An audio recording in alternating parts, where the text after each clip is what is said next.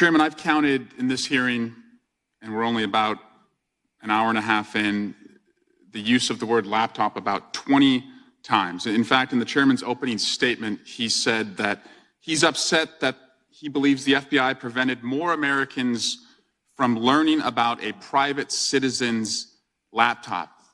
That is bananas to me. You all are bringing up FISA every single question.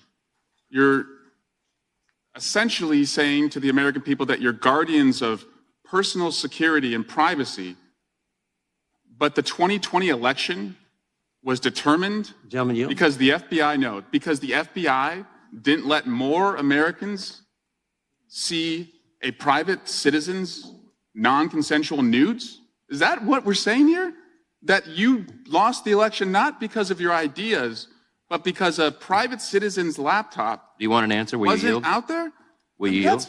That's bananas.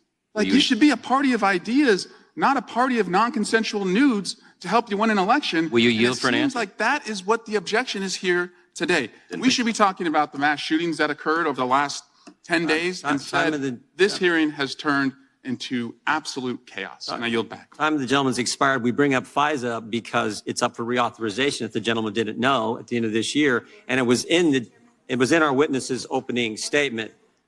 I didn't bring up the laptop. Whose time are you speaking? Whose time are you speaking to, Chairman? The judge last Point of order. week on Whose July 4th. time are you speaking? Chairman, point of order. Whose time are you speaking on? I'm speaking on, I'm not a point of order, and I recognize the gentleman from Arizona. Thanks, Mr. Chairman. Director, thanks for being here. Who is Matthew Graves? Who is Matthew Graves? I believe Matthew Graves, at least the person I'm thinking of, is, I think, the U.S. Attorney in the District of Columbia. That's the person I'm thinking of, too. Are you aware that he has promised more than 1,000 more individuals will be charged or indicted related to January 6th? I had not heard that he had said that. Well, it seems arbitrary, and there's reports that it's kind of a quasi-quota system that he's put together for January 6 prosecutions. Do you approve of targets, goals, quotas in prosecuting alleged criminal conduct? Well, certainly not quotas. That doesn't make any sense. I mean, goals is a little bit more of an ambiguous term, but certainly not quotas. Certainly not quotas. Do you know if any of your personnel at the FBI is involved in the investigations promised that will lead to indictments by the January 6th quota established by U.S. Attorney Graves? That doesn't sound familiar to me. Okay. In June 2021, you told this committee that a small group of people at the U.S. Capitol on January 6th had, quote, all sorts of weapons. Do you remember being here for that committee hearing and testifying that way? In general, yes. It has been reported that more than 40 FBI personnel, agents, or contractors were in the crowd on January 6th. Is that number accurate? I don't know if that number is accurate. Former Capitol Police Chief Stephen Sun reportedly has asserted that the protest crowd was filled with federal agents. Are you aware of his assertion? I am not.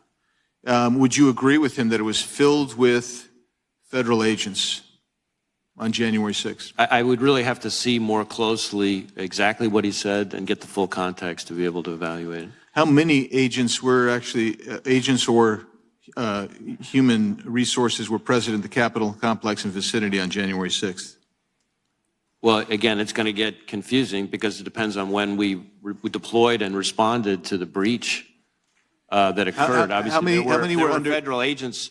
Sure. Yeah, you're talking, and you and I both know what we're talking different things here. And please don't distract here because we're focusing on those who were there in an undercover capacity on January 6th. How many were there? Again, I'm not sure that I can give you that number as I sit here. I'm not sure there were undercover agents on scene. I find that kind of a remarkable statement, Director. At this point, you don't know whether there were undercover federal agents, FBI agents in the crowd or in the Capitol on January 6th. I say that because I want to be very careful. There have been a number of court filings related to some of these topics, and I want to make sure that I stick within what's in. I understand that, but I thought I heard you say you didn't know whether there were FBI agents or informants or human sources in the Capitol or in the vicinity on January 6th. Did I misunderstand you? I thought that's what you said. Well, I referred very specifically to undercover agents. Yeah.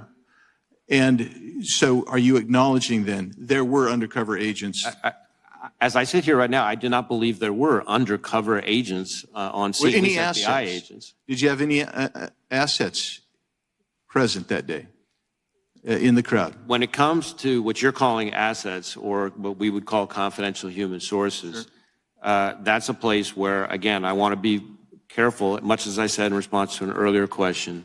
There are court filings that I think speak to this that I'm happy to make sure we get to you, assuming they're not under seal. And that can better answer the question than I can as I sit here right now.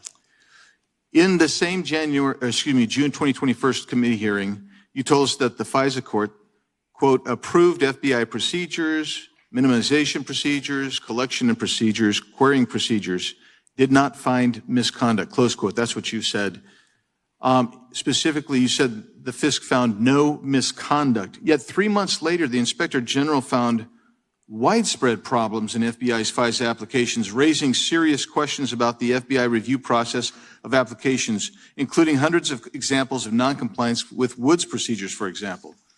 And we know that from December 2020 to November 2021, the FBI conducted 3.4 million warrantless searches of U.S. data under FISA. 3.4 million. Up nearly triple the amount of the previous year, and it got worse as you were telling us there was nothing to worry about. But now your reforms have produced about reduced it down to 119,000, over 200,000 total, but 119,000 discrete Americans. That just doesn't seem like you've accomplished much there if you have 119,000 illegal searches and queries under FISA. I'll yield back.